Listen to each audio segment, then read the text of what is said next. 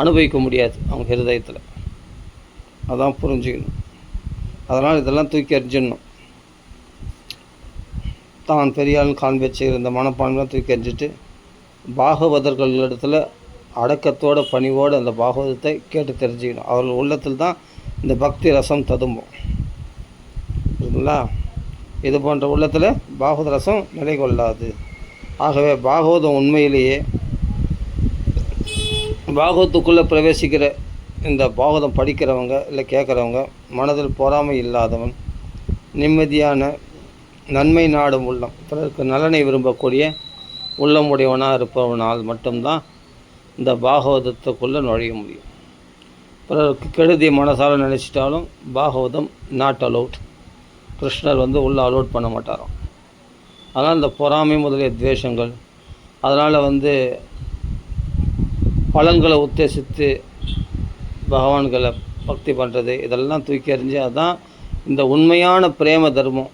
இந்த பாகவதத்தில் சொல்லப்படுகின்ற கிருஷ்ண பிரேம தர்மம் நம்மளால் புரிஞ்சிக்க முடியும் அப்படின்னு சொல்லப்படுகிறது. வேத்தியம் அப்போ தான் தெரிஞ்சிக்க முடியும். அப்போது பரமோ நிர்மத்சரானாம், மத்சரம்னா பொறாமை, நிர்மத்சரானா இதுபோல் தோஷங்கள் நீக்கப்பட்டவர்களாக இருந்தால்தான் அவர்கள் ஹிருதயத்தில் பிரேம பக்தி பிரகாசிக்கும். சரி, அடுத்தது வேத்தியம் வாஸ்தவம் அத்திர வஸ்து அப்படின்னா பாகவதம் வெளிப்படுத்துதுன்னா உண்மையான பரம்பொருளாகிய கிருஷ்ணரை பற்றி தான் சொல்கிறது பாகவதம். இதை பொருள் என்னென்னா, இதில் இந்த பொருள் சார்ந்த மாயை நிலைகள்லாம் கிடையாது. இந்த அதே சமயத்தில் என்னென்னா பலன்களை உத்தேசி செய்யக்கூடிய கர்மாக்கள் இதில் சொல்லப்படலை.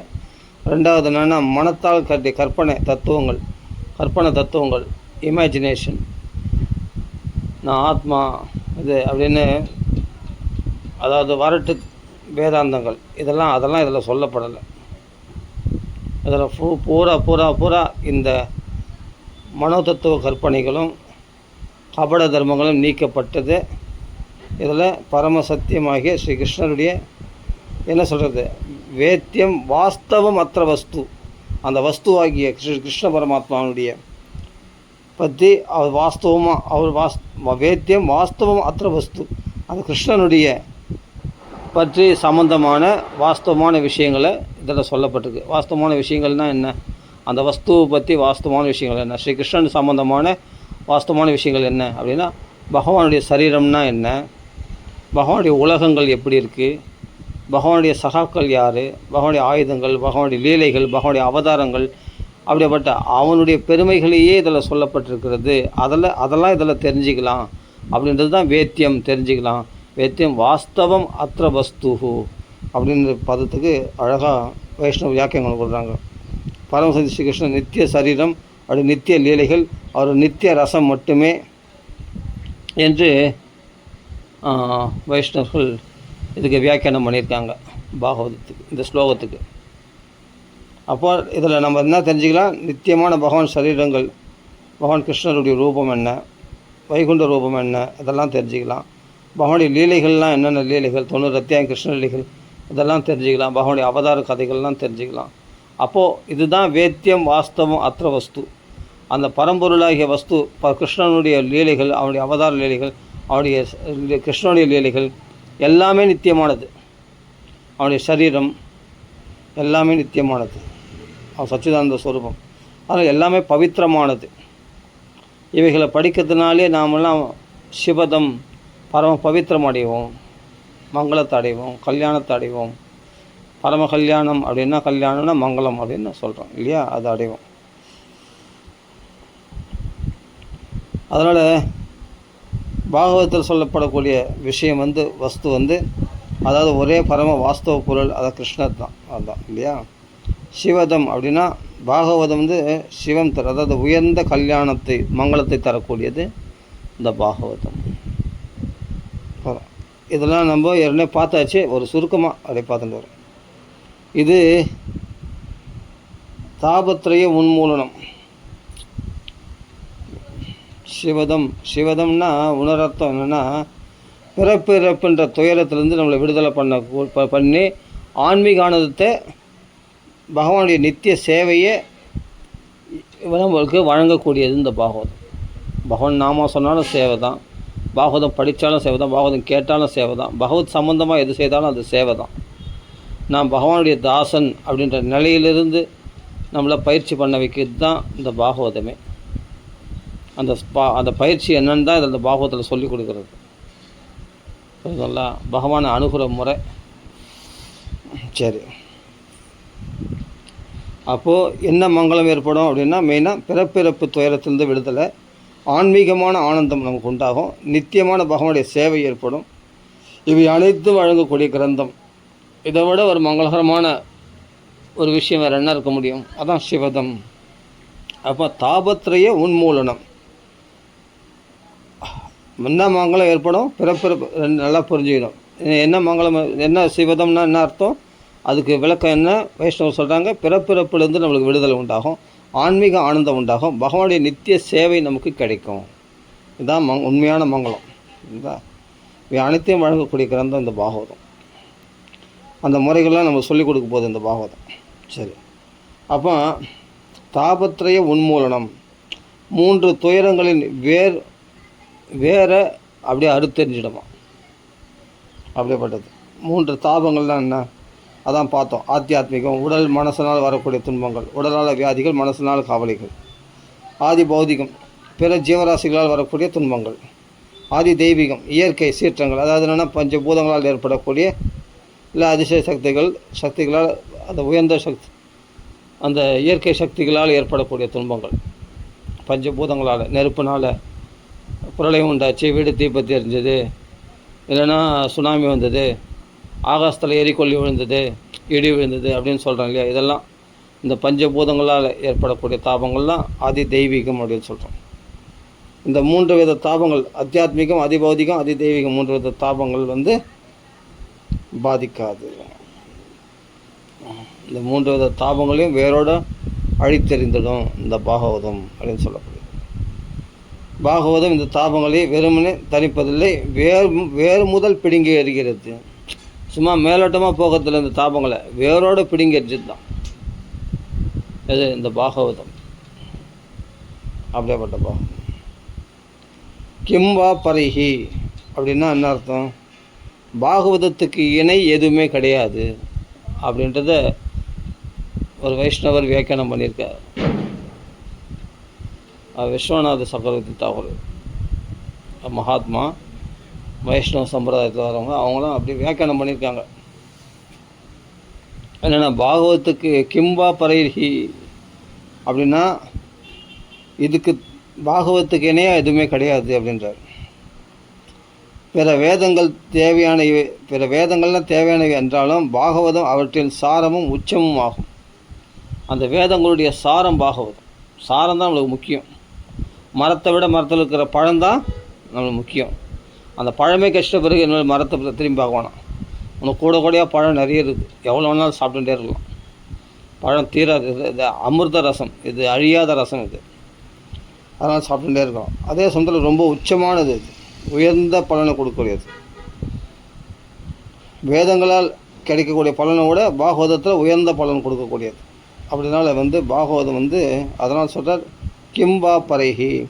இதை விட மற்ற வேதங்களாலே உபநிஷதங்களால் ஆக வேண்டியது என்ன? நமக்கு மற்ற சாஸ்திரங்களாலே மற்ற புராணங்களால் ஆக வேண்டியது என்ன? இந்த பாகவதம் ஒன்றே போதுமானது அப்படின்னு சொல்கிறார். இதுதான் சாரமானதும் உச்சமானதும் ஆகும். இதுக்கு மேலான தர்மம் வேறு என்ன இருந்தால் கூட அது எங்களுக்கு தேவையில்லை. இந்த பாகவதம் ஒன்றே போதுமானது அப்படின்னு சொல்கிறார்.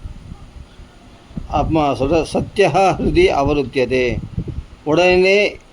உடனே இதயத்தை பிடித்து கொள்ளும் நூல் இந்த பாகவதம். கேட்ட மாத்திரத்தினாலே இதயத்தில் பகவான் தங்கிடுறானா. அது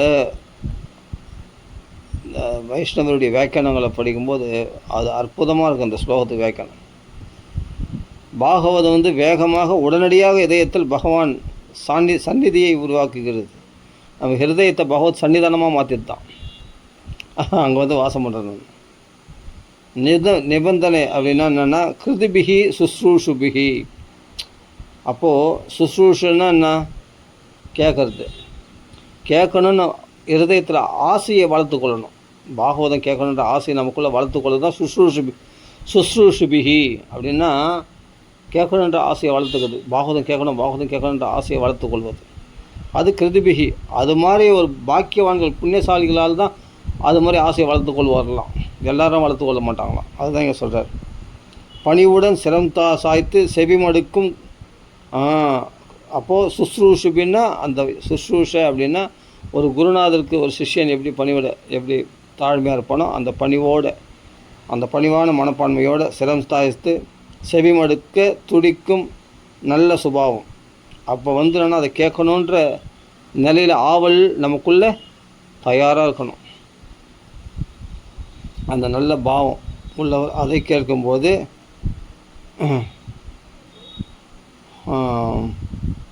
நமக்கு இருதயத்தில் கிருஷ்ணன் நிலைநிறுத்தப்படுகிறார். சுஸ்ரூஷிபிஸ் தக்ஷணாத்து.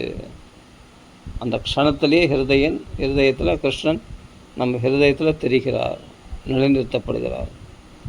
நமக்குள்ளே அந்த பாகவதம் கேட்கணும் போது இறைவனுடைய சந்நிதியை நமக்குள்ளே அந்த சாநித்தியத்தை உண்டாக்கித்த ஹிருதயத்தில். அது பிறகு பகவான் தோன்றதுக்கு எந்த தடையும் கிடையாது. அந்த கேட்கணுன்ற ஆவல் தான் சுஸ்ரு ஈஷக. கேட்கணுன்னு ஆவல் வளர்த்து கொள்ளும்போதே பாகவதம் கேட்கணுன்ட்டு அந்த ஆசை நமக்குள்ளே வளரும் போதே உடனே இருதயத்தில் பகவான் உட்காந்துடுறார். புரியுதுங்களா? இதுதான் விஷயம். ஆனால் சுஸ்ரூஷைன்னா இன்னொரு அர்த்தம் என்னென்னா பணிவோடு இருக்கணும். சுஸ்ரூஷை அது சுஸ்ரூஷைன்னா குருநாதர் அந்த மகான்கள் சொல்கிற வாக்கியத்தை கேட்கணுன்ற அந்த பணிவு வேணும்.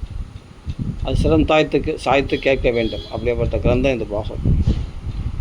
சரி, மொத்தம் இது சாரம் என்னென்னா இது எல்லா போலி தர்மங்களையும் தள்ளிவிடுகிறது. இது பொறாமையற்றவர்களுக்கு மட்டுமே திறக்கிறது. இந்த பாகவதம் உண்மையான பரம்பொருளை வெளிப்படுத்துகிறது. முழு கல்யாணத்தையும் மங்களத்தையும் தருகிறது. 3 துன்பங்களையும் வேரோடு அழித்து விடக்கூடியது. இதற்கு மேலான வேறு நூல் தேவையில்லை. இந்த பாகவதம் மட்டுமே போதும். பக்தி உள்ளவருடைய ஹிருதயத்தில் கிருஷ்ணர் உடனே நிலைநிறுத்தப்படுகிறார். இது பூரண பக்தி சாஸ்திரம். கிருஷ்ணனுடைய அசல் வஸ்துவை காட்டும் தெய்வீக மந்திரம் இது. இது மந்திரமாக அது பாகவதமே அப்படின்னு வியாக்கியானம் பண்ணியிருக்காங்க மகான்கள்லாம். ரொம்ப ரசமானது. சரி, இந்த வியாக்கியானம்லாம் படிக்கும்போது புரிஞ்சுக்கணும்.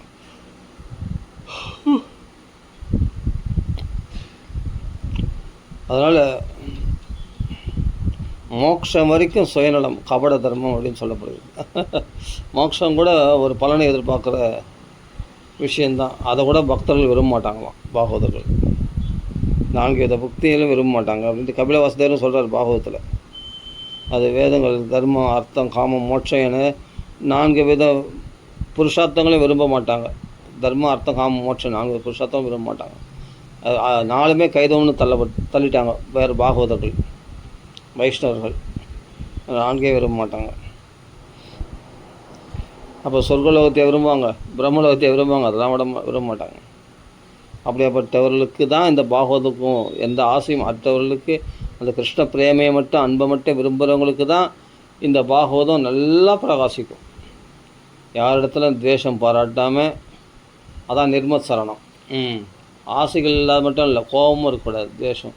எந்த ஜீவராசிகளையும் ஹேட்டட் யாரையுமே வெறுக்கக்கூடாது. அந்த வெறுக்க மனப்பான்மை உள்ள ஒரு ஹிருதயத்தில் கிருஷ்ணன் பிரகாசிக்க மாட்டான். அதெல்லாம் நீக்கப்பட்டால்தான் அந்த ஹிருதயத்தில் பகவான் நல்லா பிரகாசிக்கும். சத்தியோ ஹிருத்தியா வருத்தது, உடனே ஹிருதயத்தில் பகவான் தெரிவார். அப்போது அதுக்கு முன்னாடி கண்டிஷன்ஸ் நம்ம பார்க்க மாட்டோம். பாகவதம் கேட்ட நினைச்சாலே உடனே ஹிருதயத்தில் வந்துடுவான்னு அது எப்படி வருவான்? அதுக்கு முன்னாடி இந்த கைதவத்தை விடணும். நிர்மத் சரணம், பொறாமுற துவேஷங்களை விட்டுட்டு யாரிடத்துலையும் காழ்ப்புணர்ச்சி கசப்புணர்வு இல்லாத மனநிலையில் இருக்கிறவங்களுக்கு, பாகவதம் கேட்குற ஆர்வத்தை வளர்த்து கொண்டவர்களுக்கு ஹிருதயத்தில் உடனே நிறைவேற்றப்படுகிறான்.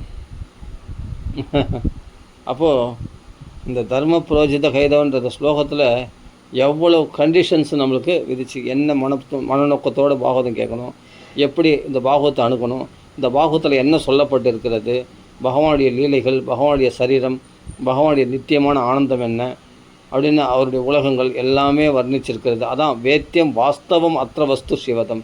அந்த வஸ்துனுடைய வாஸ்தவமான விஷயங்கள் எல்லாத்தையுமே இதில் விட்டு வச்சுக்குது. அது வச்சதுனால சிவதம் நமக்கு என்ன பண்ண, இது கேட்க வேத்தியம், இது தெரிஞ்சிக்க இந்த பாகவத்தில் நல்லா புரிஞ்சிக்க என்ன பண்ணால் நம்மளுக்கு சிவதம், அதாவது பிறப்பிறப்பிலேருந்து நம்மளுக்கு மங்களம் சிவதம்னா பிறப்பிலிருந்து நம்மளுக்கு விடுதலை ஏற்படும், ஆன்மீக ஆனந்தம் ஏற்படும், நித்திய வாழ்வு ஏற்படும், பகவான் நித்திய சேவைகளில் நம்ம ஈடுபடுவோம். இப்படியாப்பட்ட இதெல்லாம் ஒரு குரு வழிகாட்டுதல் மூலமாக வியாக்கியானம் படிக்கும்போது இவ்வளோ விஷயங்கள் நமக்கு புலப்படுகிறது. இதுதான் பிரபுபாதனுடைய வாக்கியங்களை படிக்கும்போது நித்திய பகவானுடைய சேவையில் முழுமையாக ஈடுபடுவோம். அப்படிப்பட்ட கிரந்தம் இது. இவ்வளோ ஆழ்ந்த கருத்துக்கள் உடையது. இந்த ஒரு ஸ்லோகத்துக்கு சிவதன்றதுக்கு பிறப்பிறப்பை போக்கக்கூடியது, ஆன்மீக ஆனந்தத்தை உண்டாக்கக்கூடியது, நித்தியமான வாழ்வு உண்டாக்கக்கூடியது, நித்தியமான பகவான் சேவையில் நம்ம ஈடுபட செய்யக்கூடியது. அப்படிப்பட்ட இந்த பாகவத கிரந்தம் அப்படின்னு புரிஞ்சுக்கணும். இதெல்லாம் இருக்குது. அடுத்தது பார்க்கலாம். அதனால் துவேஷன்றது பொறாமை முதலிய துவேஷம், அதாவது காழ்ப்புணர்ச்சி, யாருமெல்லாம் கொஞ்சம் காழ்ப்புணர்ச்சி, இவங்களுக்கு பிடிக்கல அவங்களுக்கு பிடிக்கல, ஏதாவது நம்ம ஏதாவது வார்த்தையை விட்டோம் அப்படின்னு சொன்னால், இல்லை பாகவத பிரச்சாரம் பண்ணிட்டோம்னா, இல்லை சாதாரண ஜீவராசிக்கே நம்ம ஏதாவது அபராதம் பண்ணிட்டோம்னா இந்த பாகவதத்துக்குள்ளே நம்ம நுழைய முடியாது. ஹிருதயத்தில் இந்த பாகவதத்தில் ருச்சி ஏற்படாது, பாகவதம் கேட்கணுன்ற ஆசை நமக்குள்ளே உண்டாகாது. அப்போ நிர்மத்சரானாம் இந்த தோஷங்கள்லாம் நம்ம நீக்கப்படணும். அந்த ஹிருதயம் பரிசுத்தமான ஹிருதயத்தில் தான் பகவான் பிரகாசிப்பான். சத்தியோ ஹிருத்தியவர். அப்படி யார் இதெல்லாம் மத்சரம் இல்லாமல் நிர்மத்சரணமாக யார் இருக்காங்களோ, பரமோ நிர்மத்சரணம், அந்த உயர்ந்த மனசு பரிசுத்தமான ஹிருதயமாக யார் இருக்காங்களோ அவங்க ஹிருதயத்தில் சத்திய ஹிருத்தியவர். உடனே பகவான் ஹிருதயத்தில் காட்சியளிப்பான். பகவான் அந்த பாகவதத்தில் ருச்சி அதிகமாக ஏற்படும் அப்படின்னு அர்த்தம். யார் பணிவோடு இருக்கானோ, சுஸ்ரூஷபிஸ் பணிவோடு இருக்கணும், யாரத்தில் காழ்ப்புணர்ச்சிக்கூடாது, எந்த வித பலனை எதிர்பார்த்து பகவானுடைய பிரேமை எதிர்பார்த்து வரணும். இந்த பாகவதத்துக்கு இந்த தகுதிகள்லாம் யார் வளர்த்து கொள்கிறார்களோ அவர்களுக்கு மகாமுனிவராகிய வியாசாச்சாரியர் ஏற்படுத்த இந்த பாகவதம் அழகாக இருக்கும். அழகி பொருந்திய அதான் ஸ்ரீமத் பாகவதே. இந்த பாகவதம் இவ்வளோ அழகாக இருக்கு கேட்கறது அப்படின்ற அவங்க ரசித்து படிப்பாங்க. அவ்வளோ அழகாக இருக்குமா பாகவதம் அவங்களுக்கு, அந்த பக்தர்களுக்கு. ஸ்ரீமத் பாகவதே மகாமுனிக்குது. அதனால் வேறு சாஸ்திரங்களுக்கு அவசியமே இல்லை. வேதங்கள்லாம் நீ திரும்பி பார்க்க வேண்டியது, இப்போ வேதங்களால் ஆக வேண்டியது என்ன, உபநிஷதங்களால் ஆக வேண்டியது என்ன, தேவையில்லை. இதுதான் எல்லாத்தோடைய சாரம், எல்லாத்தோட உச்சம் இது.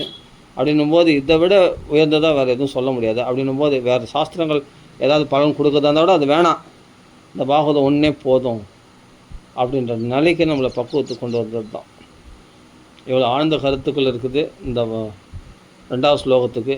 புரிஞ்சுண்டு அந்த தகுதிகளை நமக்குள்ளே வளர்த்துண்டு இந்த பாகவத்துக்குள்ளே நெருங்கணும்னு சொன்னால் அது பிறகு நம்ம பாகவதம் அது வழி நடத்தும். அப்புறம் நம்ம ஒன்றும் பண்ண வேணாம், அதுவே பார்த்துக்கும், பகவான் கிருஷ்ணன் பார்த்துப்பான். ஓகேவா? சரி. அதனால் சொல்கிற ஏமாற்றுவதிலும் கலந்த அனைத்து தர்மங்களும் அர்த்தம், காமம், மோட்சம் எல்லாமே கைதவன்னு சொல்லப்படுகிறது. அந்த தர்மங்கள்லாம் அதெல்லாம் அவைகளெல்லாம் ஆசைப்படக்கூடாது. அதெல்லாம் ஆசைப்படாமல் கிருஷ்ண பிரேம கிருஷ்ண லீலைகளை சுவைக்கணுன்ற எண்ணத்தோடு மட்டும் அப்படி வந்தாங்கன்னா பாகவதம் அவங்களுக்கு அருமையாக வழிகாட்டும். எல்லாம் முற்றும் திறந்துடணும். சரி.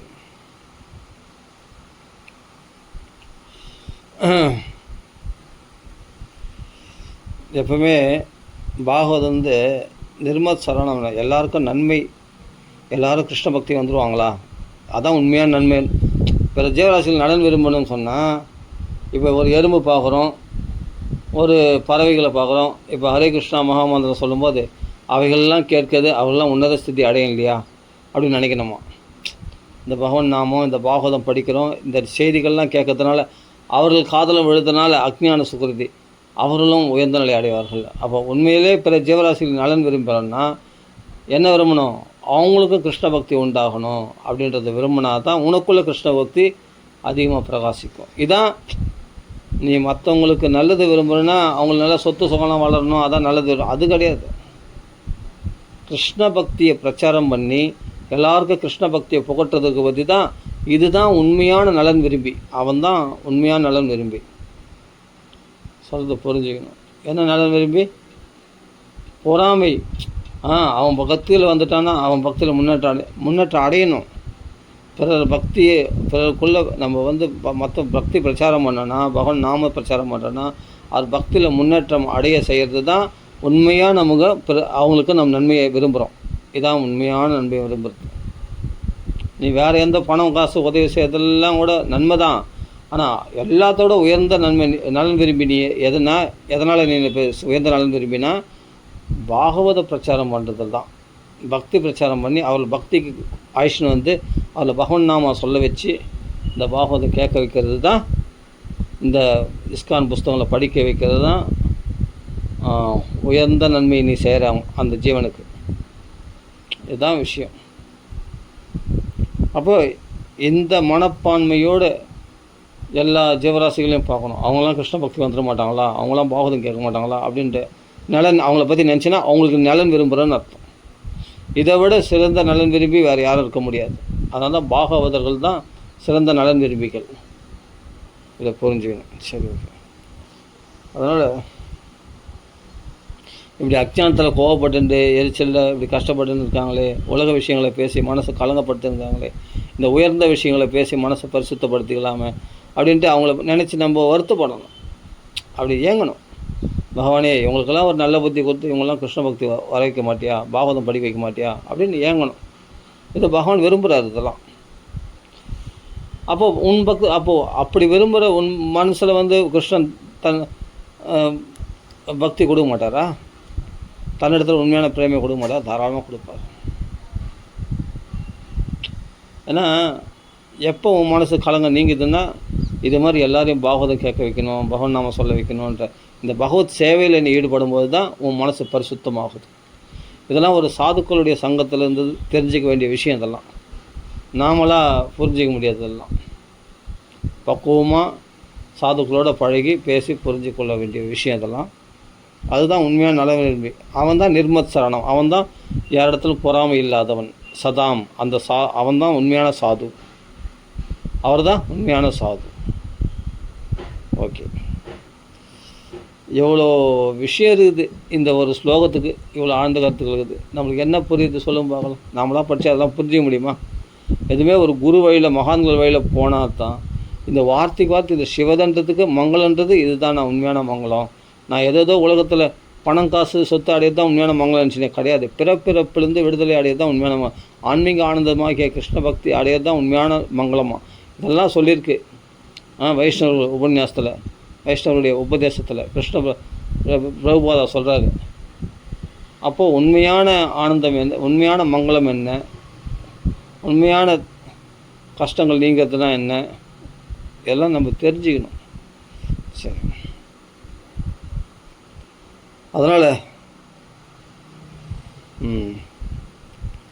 அதனால் அன்பு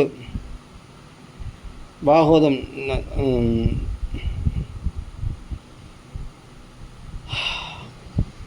நன்மை தன்மை அன்பு பொறாமையின்மை உள்ளவர்களுக்கே உரியது இந்த பாகவதம். அகங்காரம் மோகத்தில் உள்ளவர் இதை உணர முடியாது. அகங்காரத்தில் இருக்கிறவங்க, இந்த உலக விஷயத்தில் மயங்குறவங்களுக்கு இந்த பாகவதம் உணர முடியாது. அவர்களுக்குள்ளே இந்த பாகவதம் ருச்சி ஏற்படாது. பக்தியின் உச்சநிலையை நாடுவோருக்கு பாகவதம் நிச்சயமாக இந்த தன்மைகள் வளர்த்து கொள்ள வேண்டும். எல்லாருக்கும் நலன் விரும்பியாக இருக்கணும். சரிங்களா? அப்போது வாஸ்தவம் வேத்தியம் வாஸ்தவம் அத்திர வஸ்து அப்படின்னா என்ன அர்த்தம்? நம்ம தான் சொன்னோம் இல்லையா, பகவானுடைய லீலைகளை, பகவானுடைய சரீரத்தை பற்றி, பகவானுடைய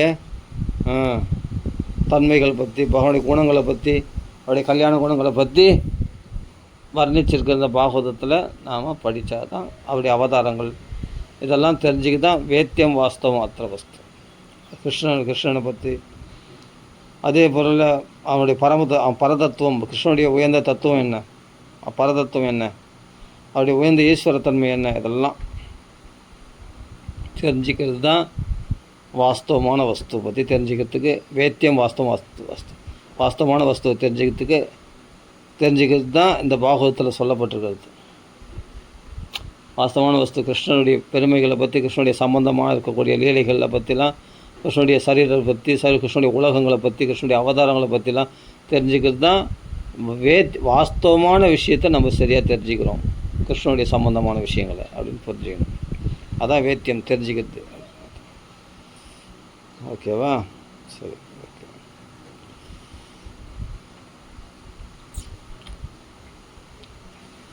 ஓகே. எவ்வளோ மகாத்மாக்கள் இதுக்கெல்லாம் எவ்வளோ மகாத்மாக்கள் வியாக்கியானம் பண்ணியிருக்காங்க. ஸ்ரீதர வியாக்கியானம், எவ்வளோ மகாத்மாக்கள் வியாக்கியானம், விஸ்வநாத சக்கரவர்த்தி அவர் எவ்வளோ மகாத்மாக்கள் வியாக்கியானம் பண்ணியிருக்காங்க, வைஷ்ணவர்கள்லாம்.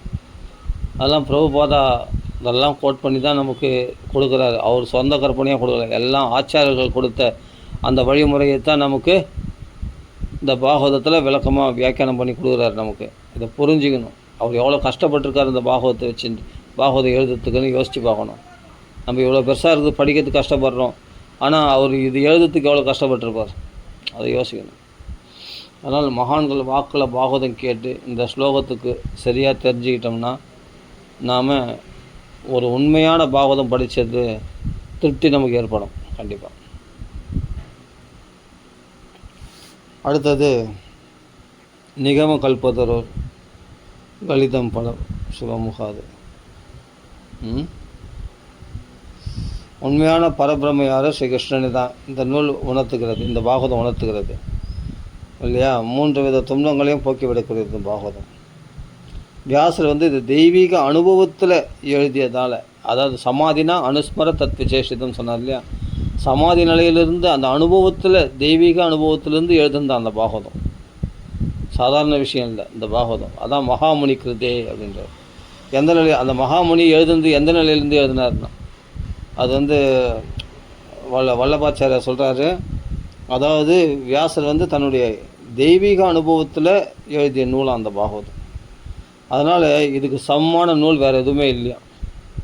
அந்த சமாதி நிலையில் ஏற்படக்கூடிய அந்த அனுபவத்தில், கிருஷ்ண அனுபவத்தில் இருந்து எழுதின நூலாக அந்த பாகவதம். புரியுது? சரி, ஓகே.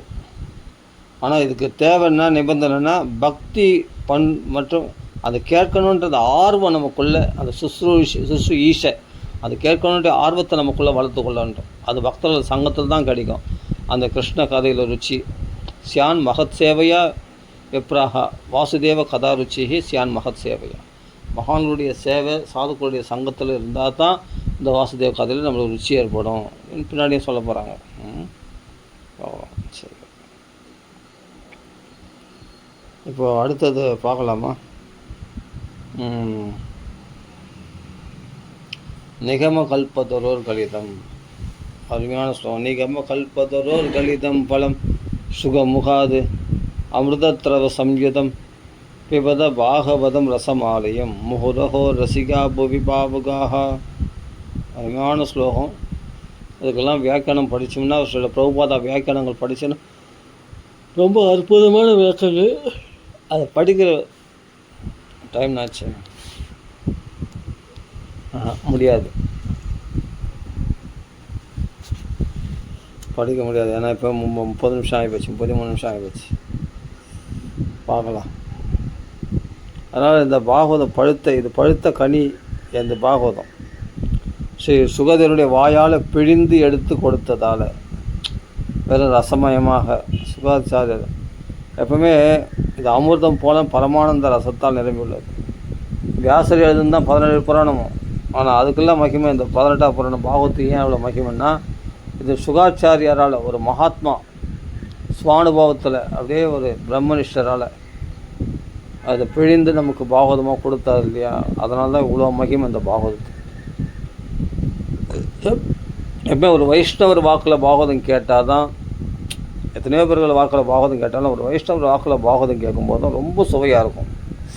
அதனால் சுகர் கிளிகொத்தின பழம் எப்படி டேஸ்ட்டாக இருக்குதோ அது மாதிரி ஒரு மகாத்மா வாக்கில், பிரம்மனிஷ்ட வாக்கில் பாகவதம் கேட்கும்போது ரொம்ப சுவையுடையதாக, அது மேன்மையாக இருக்கும், உயர்ந்த பொருள் உடையதாக இருக்கும், அர்த்தபுஷ்டி உடையதாக இருக்கும். அதான் சொல்கிறார், பரமானந்த ரசத்தால் நிரம்பியதான் இந்த பாகவதம். நிகம கல்பதரோர் கலிதம் பலம் சுகமுகாத அமிர்தத்ரவ சம்யுதம் பிபத பாகவதம் ரசமாலயம். அதனால் சுகதேவர் தானே பரமஹம்சர் அவர் இல்லையா? அவர் வாயில் வந்ததால் அதில் கலக்கமே இல்லாத பிபத பாகவதம் ரசம் ஆலயம். ஓ ரசிகா புவி பாவகாக அப்படின்றார். இந்த பாகவத ரசத்தை குறித்து மகிழுங்கள். இது சாதாரண நூல் அல்ல. அந்த ரசத்தினுடைய திரவம், அந்த திரவம்னா அந்த திரவமாக பிரவாகமாக ஓடுகின்ற அந்த ரசத்தை குடித்து, இது அமிர்தம், மிருத ரசம் இல்லை, அமிர்த ரசம். இந்த ரசம் ஆகியே போகாது. இந்த ரசத்தை குடிச்சுட்டே இருக்கலாம். இதுக்கு முடிவே கிடையாது. இது குடிக்க முடியாது. எத்தனை முறை குடித்தாலும், முகுகு அடிக்கடி திருப்பி குடித்தாலும் இது முடியாது. ஸ்ரீதர வியாக்கியானத்தில் அப்படி சொல்லியிருக்கார். பாகவத ரசம் ஒரு முறை குடித்தால் போதும் என்று இல்லை, மீண்டும் மீண்டும் சுவைக்க வேண்டும். அப்படிப்பட்ட தெய்வீக ரகசியங்கள் மனதில் பெருக வேண்டும். அப்படின்னா இந்த பாகவதத்தில் பருகின்றே இருக்கணுமா. யார் குடிக்கணும்னா ரசிகர்கள் தான். அந்த பகவான் கதைகளின் ரசத்தை அனுபவிக்கிறவர்கள் இருக்காங்களே, அவர்கள் தான் பூமியில் பிறந்த பாவுகர்கள், பாவகிகள். அவங்க தான் அந்த பாவம் தெரிஞ்சு அனுபவிக்கிறவங்க. அந்த பகவான் மீது ஆழ்ந்த காதல் கொண்டுள்ள பக்தர்கள், அவர்களே உண்மையில் பாகவதத்தை சுவைக்க தகுதியுடையவர்கள். இதுதான் ஸ்ரீதர வியாக்கியானம் இது சொல்லியிருக்கு. வேதமாகிற கற்பவருஷத்தினுடைய மிக இனிமையான கனியாக பழுத்துள்ள பாகவதம் என்ற பழம். அந்த கனியை சுகபிரம்ம ரிஷி பிழிந்து அமுதமாக்கி நம்மளுக்கு கொடுக்குறார். அந்த அமுதமான பாகவத ரசத்தை பக்தர்கள் மீண்டும் மீண்டும் குடித்து மகிழ வேண்டும். இதுதான் பாகவதம். நிகம கல்பதரோஹோ அப்படின்னா வேதம் நம்மனா கல்பவருஷம் போலாம். நம்ம பிரம்மலோக சௌக்கியம் வரை என்னென்ன கேட்குறோமோ எல்லாம் வேதம் குத்துருமோ. அவ்வளோ கர்மாக்கள் அதில் சொல்லப்பட்டிருக்கு இல்லையா. நிகம கல்பதரோ, நிகமம்னா வேதங்கள், கல்பவருஷம்னா சிந்தித்ததை எல்லாம் பெற்றுத்தரக்கூடிய மரம். அந்த கல்பவருஷம் எது கேட்டாலும் கொடுத்துரும். அது மாதிரி இந்த வேதமாக கற்பவருஷத்தில் எது கேட்டாலும் இகலோக சௌக்கியம் பரவல் எல்லாமே கொடுத்துரும். ஆனால் அந்த மாதிரி கற்பவருஷம் வேதமானது. இந்த வேத கற்பவருஷத்துடைய கனி தான் என்பது தான் பாகவதம். இது பக்குவப்பட்ட நூல் இந்த பாகவதம். அதாவது பழுத்த பழம், நல்ல பக்குவமான பழம். இதே வேதங்கள் அனைத்தையும் பிழிந்து எடுத்து இனிமை மிகு சாரமாக கொடுக்கப்பட்டது இந்த பாகவதம். வேதங்கள் பல துறைகள் உள்ள பழங்கள் உள்ளது. என்னென்னா தர்ம பலன், அர்த்த பலன், காம பலன், மோட்ச பலன் போன்ற 4 விதமான புருஷார்த்த பலன்களையும் கொடுக்கக்கூடியது வேதங்கள். ஆனால் இவைகள் மிக சிறந்த கனி எதுனா கிருஷ்ண பிரேம ரசம். அது இந்த பாகவதம் தான் கொடுக்க முடியும். வேதங்களால் கூட கொடுக்க முடியாது. புரிஞ்சிக்க முடியாது. வேதத்தை புரிஞ்சிக்கிட்டே ரொம்ப கஷ்டம். உபநிஷத்துக்கெல்லாம் புரிஞ்சுக்கிது. மறைமுகமாக பகவானி பிரேமை அதில் சொல்லப்பட்டிருக்கு, இதில் நேரடியாக சொல்லப்பட்டிருக்கு பாகவதத்தில். அப்படி புரிஞ்சுக்கணுமா. அப்போது மிக சிறந்த கனி இந்த பாகவதம். அப்போது தர்ம பலன், அர்த்த பலன், காம பலன், மோட்ச பலன்லாம் சொல்லப்பட்டிருக்குது வேதங்களில். ஆனால் இவைகள் மிக சிறந்த கனினா பரமபுருஷ ஸ்ரீ கிருஷ்ணருடைய பரம ரசமான கதைகள் தான். சுகமுகாத் அமிர்த திரவ சம்யுதம் அப்படின்னா கனி அழகாக பழுத்தாலும் ஒரு பரமஹம்சரின் வாயால் அதை கேட்டால் தான் ரொம்ப சுவையாக இருக்கும் பாகவதம். அது யார்? சுகாச்சாரியார். அப்படி ஒரு பரமஹம்சரின் வாயால் பிழிந்தால் அது இன்னும் இனிமை பெறும். ஸ்ரீ சுகதேவர் பரமஹம்சர். அவருடைய வாயால் பிழிந்து எடுக்கப்பட்டதால் இந்த கனி சாதாரண இனிப்பு அல்ல, அமிர்த திரவத்துடன் கலந்து இன்னும் இனிமை பெற்றது இது. அதாவது அதே பாகவதம் என்ற சுகதேவர் பேசியதால் இது அமிர்த ரசமாக மாறிவிட்டது. சுகாச்சார வாக்கிலிருந்து வந்ததால். பிவத பாகவதம் ரசம் ஆலயம். அதாவது ஒரு ரசமயமான கடலாம் இது இந்த பாகவதம். அதில் போய் நீந்த வேண்டியது தான் ரசம் ஆலயம். இது ஒருவரும் இறங்கி பார்க்க முடியாத ஆழமான ரசமாக இருக்குது. அவ்வளோ இதில் விழுந்துட்டான்னா அது எழுந்துக்க முடியாதான். அப்படியாப்பட்ட ரசம் ஆலயம். அதாவது இது கடல், ரசக்கடல். இதில் போய் உள்ளே விழுந்துட்டான்னு அந்த ரசத்தில் பிபத பருகின்றே இருப்பான். அவனால் அதிலேருந்து எழுந்து வரதுக்கு மனசே வராது இந்த அமிர்த கடலில் விழுந்துட்டான்னா. அப்படிப்பட்ட ரசக்கடலாம் அந்த பாகவதம். குடித்து குடித்து முடிக்க முடியாதது. எவ்வளோ குடித்தாலும் சுவையாகவும் இருக்கும், ஆனால் இது தீராதது. அதே சமயத்தில் குடித்தாலும் போதும்னு தோணாது. வயம் துணை வித்ருப்தியாம உத்தம ஸ்லோகம் இல்லையான்னு சொல்கிறேன் இல்லையா, இது எவ்வளோ பருகினாலும் போதும்னு தோணாது. அதே சமயத்தில் சரி தீர்ந்து போச்சான ரசமான தீராது. இது கடல் மாதிரி இது ரசம், அப்படி இருக்குது. அப்படி பாகவதத்தில் இந்த ஸ்ருதியினுடைய ரகசியங்கள்லாம், இந்த வேதத்தினுடைய ரகசியங்கள்லாம், பகவானுடைய அனந்த குணங்கள், பக்தருடைய பரமானந்த நிலை, இந்த ராதாகிருஷ்ணனுடைய பிரகாசம், ராதாகிருஷ்ணனுடைய பிரகாசமான லீலைகள் எல்லாம் ரசமாகவே வெளிப்படுகின்றன இந்த பாகவதம். இதெல்லாம் சொல்லப்பட்டிருக்கு இந்த பாகவதத்தில். அப்போது வேதத்துடைய ரகசியங்கள் சொல்லப்பட்டிருக்கு, பகவானின் அனந்த கல்யாண குணங்கள் இதில் வர்ணித்து வருது, பக்தர்களின் பரமானந்த நிலைகள்லாம் இதில் வர்ணிக்கப்பட்டது.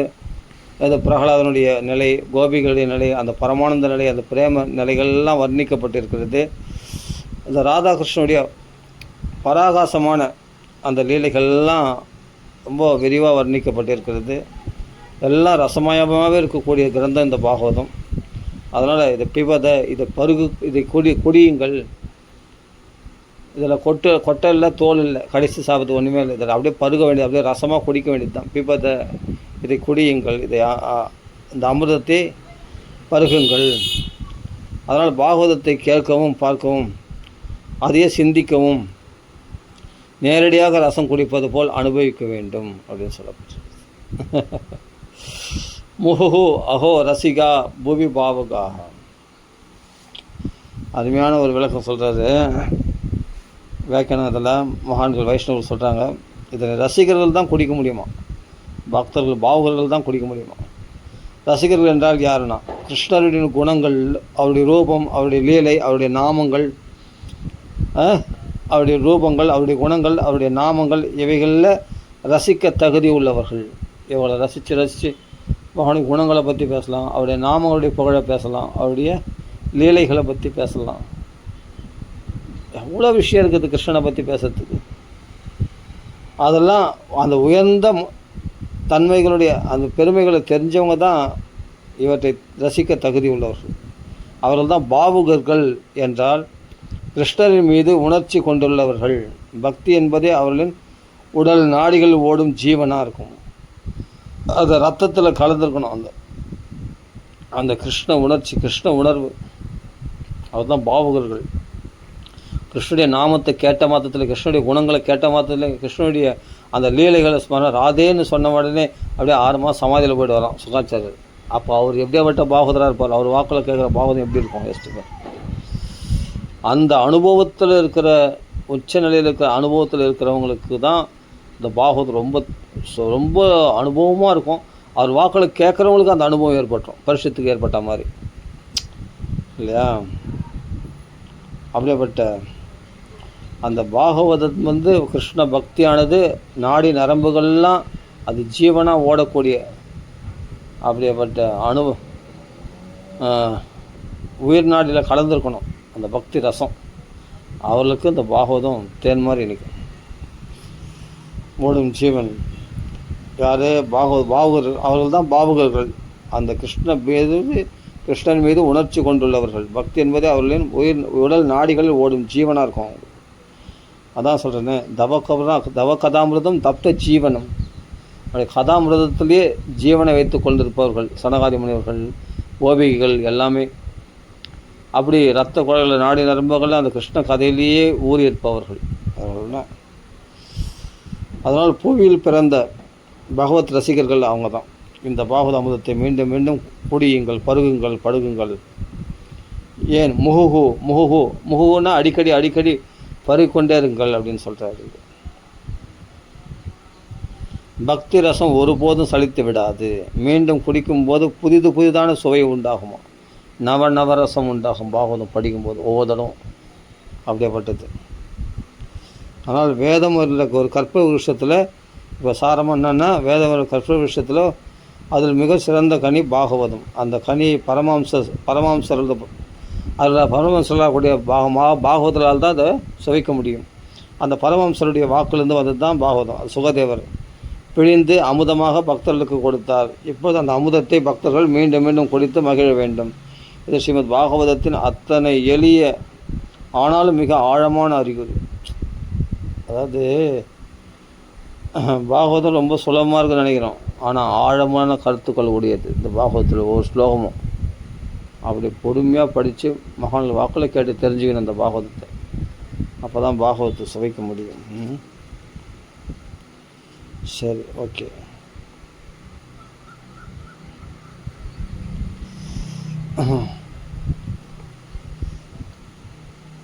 இது தெய்வீகமான கனி. இந்த பாகவதம் பழம் தெய்வீகமான கனியா சொல்கிறார். இது சாதாரண கனி அல்ல. ஸ்ரீ பரமபுருஷன் கிருஷ்ணனுடைய சுத்தமான பரமானந்த ஸ்வரூபம். இந்த பாகவதமே கிருஷ்ணனுடைய பரமானந்த ஸ்வரூபம் நிறைந்த கொண்ட கனியாக இது. வேதமெல்லாம் பகவானுடைய புகழ் தான் பாடுது, ஆனால் மறைமுகமாக அது பாடுகிறது. நேரடியாக நாராயண சுக்தம், விஷ்ணு சுக்தம்லாம் இருக்குது, புருஷ சுக்தம்லாம் இருக்குது, பகவானுடைய புகழை பாடுறது.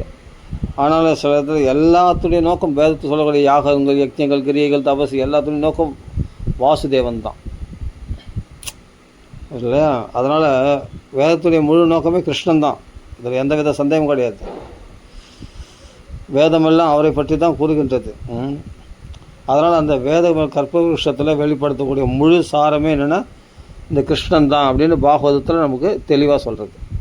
வேதம் மறைமுகமாக சொல்லியிருக்கு. வேதத்தின் சாரமாக பாகவதத்தில் தெளிவாக கிருஷ்ணனுடைய அனுபவத்தை அப்படியே பிழிஞ்சு கொடுத்துருக்குறது. சொல்கிறது சுகமுகாது அமிர்தத்தில் சொல்கிறது.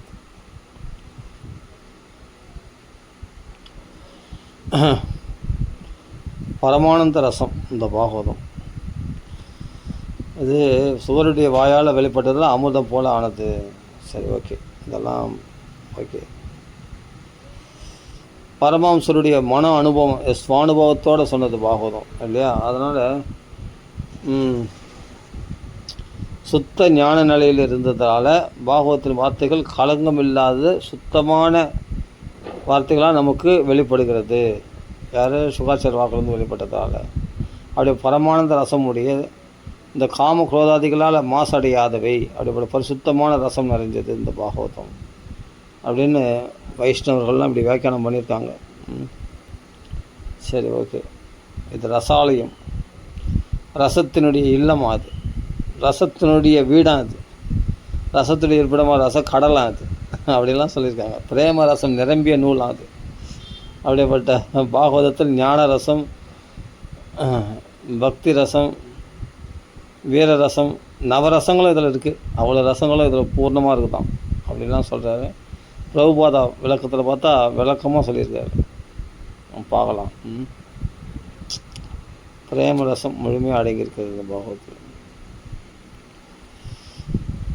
இதை குடியுங்கள், பருகுங்கள் அப்படின்னா என்ன அர்த்தம்னா, ஒரு மகாத்மா வியாக்கியானம் இருக்கார், படிப்பது அப்படின்றது அறிவு வளர்த்துக்கிறதுக்கு, கேட்பதுன்றது நினைவில் நிறுத்தி கொள்வதற்காக, குடிப்பது அப்படின்றது அனுபவம் ஏற்படுது. அதுக்கு அதை படிக்கிறதுனாலையும் நினைவில் நிறுத்துறதுனாலையும் அறிவை வளர்த்துக்கிறதுனாலையும் அந்த பாகவதத்தில் ஏற்படக்கூடிய அனுபவம் தான் பாகவதம். அது வந்து அனுபவிக்கப்பட்ட அந்த வேண்டிய ரசம் என்ற உண்மையை அந்த ரசத்தை சுவைச்சுட்டே இருக்கணும். அதான் பிபத அப்படின்னு சொல்கிறார். பிபதன்றதுக்கு அர்த்தம் புரியுதான்? இது ஆழ்ந்த கருத்து. பிபதன்றது படிக்கிறது, படித்து மூலமா அறிவில் நிற்க வைக்கிறது, சரி, அறிவில் அதை ஏற்றிக்கிறது. அப்போ கேட்கறதுன்றது அது நினைவில் நிற்க வச்சுக்கிறது. குடிப்பதுன்றது அதில் அனுபவிக்கிறது. இந்த பாகவதம் அந்த அனுபவிக்க வேண்டிய ரசத்தில் மூழ்கி போகிறது. இதுதான் பிபதன்றதுக்கு அர்த்தம். என்னெல்லாம்ப்பா எவ்வளோ வியாக்கியானம் பண்ணியிருக்காங்க மகான்கள்லாம். படித்து மாளாது. இதுதான் 10,000 காதுகளை கேட்டார் பிரபுதி மகரிஷி. மகான்கள் வாக்கில் இது போல் ஆழ்ந்த கருத்துக்கள் உடையதாக இதை படிக்கிறது தான், நினைவில் நிறுத்துறது தான், அதையே சிந்திக்கிறது தான், அதுலேயே ஆழ்ந்து போயிடுறது தான், அந்த அனுபவம் ஏற்படுறது தான், அதுலேயே மூழ்கின்னு அந்த மெல்ட் ஆகிடுறது தான். இதுதான் பிபதன்றதுக்கு அர்த்தமாக. அந்த அமிர்த ரசத்தில் ரசம் மாறி இந்த ரசக்கடல் இதில் அப்படியே மூழ்கி போய் அதுலேயே மேத்துக்கிறது தான். என்ன எப்படிலாம் அனுபவிச்சிருக்காங்க, எவ்வளோ ஆழ்ந்த கருத்துக்களை வியாக்கியானம் பண்ணியிருக்காங்க. அதை நிகமக்கல்பத்திர ஸ்லோகத்துக்கு மட்டும் எவ்வளோ வியாக்கியானங்கள் பாருங்கள். அப்படி இருக்குது. மகான்கள் அப்படி வியாக்கியானம் பண்ணியிருக்காங்க. ரசிகாக, இந்த ரசம் அனுபவிக்கக்கூடிய பக்தர்கள், இவர்கள் பகவானுடைய கதைகள், அவருடைய குணம், அவருடைய ரூபம் ஆகியவற்றை ரசிப்பவர்கள். அது மனசு அன்பு ரசத்தில் அது கரையும் தன்மை உடையது. அந்த பிரேம ரசத்தில் கரையும் தன்மையுடைய இருதயம் உடையவர்களால் தான் அந்த கிருஷ்ணனுடைய குணங்கள், ரூபம், அவருடைய ரூபலாவண்யம், அவருடைய லீலைகள், அப்பா அந்த ரூபத்திலே சொக்கி போடுறாங்க. அவருடைய அழகு வர்ணித்து பாவுகாக, அந்த பாவம் நிறைந்த பக்தர்கள். இவர்கள் அந்த பாவன்றதுன்னா கண்களில் கண்ணீர் வருது, தொண்டை கற்கதம் உண்டாது, இவர்கள் தான் பாவுகர்கள். உடம்பு ரோமாஞ்சனம் ஏற்படுது. இந்த நிலைகள்லாம் யார் இடத்துல இருக்குதோ அந்த சிம்டம்ஸ்லாம் கொண்டவர்கள் தான் பாவுகர்கள். அவர்கள் தான் பாவம், அந்த பாவத்தில் இருக்கிறவங்க, கிருஷ்ணானுபவத்தில் இருக்கிறவங்க, யஸ்வானுபாவம். அப்படி பிரேம மூர்ச்சை அடைஞ்சிடல சைதன்ய மகாபிரபு, அதுதான் அவர்கள் தான் பாவுகர்கள் அப்படின்னு சொல்லப்படுகிறது. புவி பாவுகாக, அந்த பூமியில் பாவுகர்கள் அவர்கள் தான். பக்தி ரசத்தில் மிதந்து அந்த பாவ நிலைன்றது அந்த பாவா ஸ்டேஜ். அந்த கண்களில் கண்ணீர் மலர்ந்து, தொண்டை கத்கதம் உண்டாகுது, பிரேமாஞ்சனம், அது ஆடி பாடி குதிக்கிறது, ஹரே கிருஷ்ணா கோவிந்தா முராரே அப்படின்னு அங்கே இங்கே ஓடுறது, அந்த உடம்புல புல்லரிப்பு இருப்பது, இதெல்லாம் பாவம்னு அர்த்தம். பாவகம், இதெல்லாம் பாவங்கள்னு சொல்லப்படுகிறது. புரிஞ்சு, இந்த பாவம் நிறைந்த பக்தர்கள் அவர்கள் தான். அந்த பகவான் மீது அவ்வளோ ஆழமான பிரேம, அந்த உள்ளுணர்ச்சி கொண்டவர்கள் எல்லாம். வல்லபாச்சாரியார் வியாக்கியானம் அப்படிலாம் ரொம்ப ஆழ்ந்த கருத்துக்களோடு வல்லபாச்சாரியார் வியாக்கியானம் பண்ணியிருக்கார். விஸ்வநாத சக்கரவர்த்தி அவர் வியாக்கியானம் பண்ணியிருக்கார். ஸ்ரீதரர் வியாக்கியானம் பண்ணியிருக்கார். எவ்வளோ மகாத்மாக்கள்லாம் வைஷ்ணவர்கள் நிறைய வியாக்கியானங்களை கொட்டியிருக்கிறாங்க. அந்த அனுபவங்களை அப்படி கொட்டியிருக்காங்க. அனுபவங்களை இந்த ஒரு ஸ்லோகத்துக்கு எவ்வளோ வியாக்கியானங்கள் இருக்குதுப்பா. இன்னும் பிரபுபாதா வியாக்கியானத்துலேயும் இன்னும் ஆழம் சொல்லியிருப்பார் அவர். பிரபுபாதா யார், எதுலேருந்து இவர்கள் இந்த மகான்களுடைய வியாக்கியானம், குருஷிட பரம்பரையில் வர வியாக்கியானங்கள் தான் அவரும் விரிவாக சொல்லியிருக்காரு. சரி, இன்னும் டீப்பாக பார்க்கணுன்னா நம்ம அடுத்த பகுதியில் பார்க்கலாம். இது வரைக்கும் போதும். சரி, ஓகே. ராம ராம.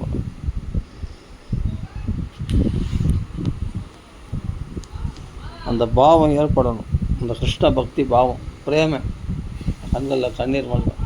அந்த கிருஷ்ணனுடைய ரூபத்தை நினைச்ச மாத்திரத்தினாலே, கிருஷ்ணனுடைய பேரை கேட்ட மாத்திரத்தில், ராதை பேரை கேட்ட மாத்திரத்தில் அந்த பாவம் ஏற்படும். அந்த பாவம் இல்லாமல் ரசிக்க முடியாது, அந்த பிரேமையை சுவைக்க முடியாது.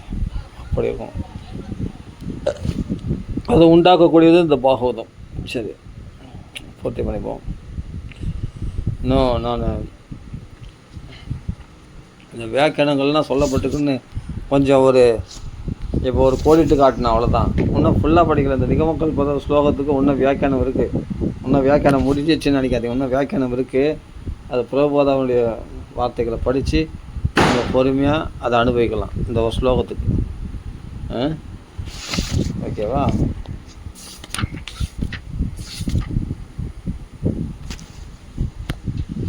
அதெல்லாம் சும்மா ஒரு 5 நிமிஷம் முடிகிற விஷயம் இல்லை. அவ்வளோ ரசம் நிறைஞ்ச அந்த பாகவதம். ஓகேவா? ராம ராம ராம ராம ராம ராம ராம ராம ராம ராம ராம ராம ராம ராம ராம ராம ஸ்ரீ ராமநாம சங்கீதம் கி ஜெய். ஸ்ரீமத் பாகவத பகவான் கி ஜெய். ஸ்ரீல பிரபாத் கி ஜெய். இன்னும் நிகம கல்பத்தர ஸ்லோகத்துக்கு வியாக்கியானம் முடியல. நம்ம இப்போ சும்மா ஒரு இன்ட்ரடக்ஷன், இதில் என்னென்ன சொல்லியிருக்கு, இந்த வார்த்தைக்கு என்ன அர்த்தம், இந்த பாவகன்னா என்ன அர்த்தம், எந்த பாவம் அப்படின்ட்டு மேலோட்டமாக சொல்லியிருக்கோம். இன்னும் ஆழ்ந்த கருத்து இன்னும் பிரபுபாத விளக்கம் படிக்கலை. மேலோட்டமாக வைஷ்ணவர்கள் வியாக்கியானம் பண்ணது லைட்டாக தான் நம்ம பிரபுபாத வியாக்கியானத்தையும் லைட்டாக தான் நம்ம பார்த்துருக்கோம். இன்னும் ஆழ படிக்கலாம், பொறுமையாக அடுத்த பகுதியில் படிக்கலாம். இது இப்போ பூர்த்தி பண்ணிக்கலாம். ஸ்ரீ பிரபாத் கி ஜெய். சகல சாதுமல்லி கி ஜெய். சகல வைஷ்ணவி கி ஜெய். ஹரே கிருஷ்ணா ஹரே கிருஷ்ணா ஹரே கிருஷ்ண கிருஷ்ண கிருஷ்ண ஹரே ஹரே ஹரே ராம் ராம் ராம் ஹரே ஹரே. ஸ்ரீமத் பாகவத பகவான் கி ஜெய். சகல சாதுமல்லி கி ஜெய். सीतापति राम राम राम राम श्री रामनाथ सिंह की जय. आंजनेय स्वामी की जय. सगल सदमुनि की जय. राम राम.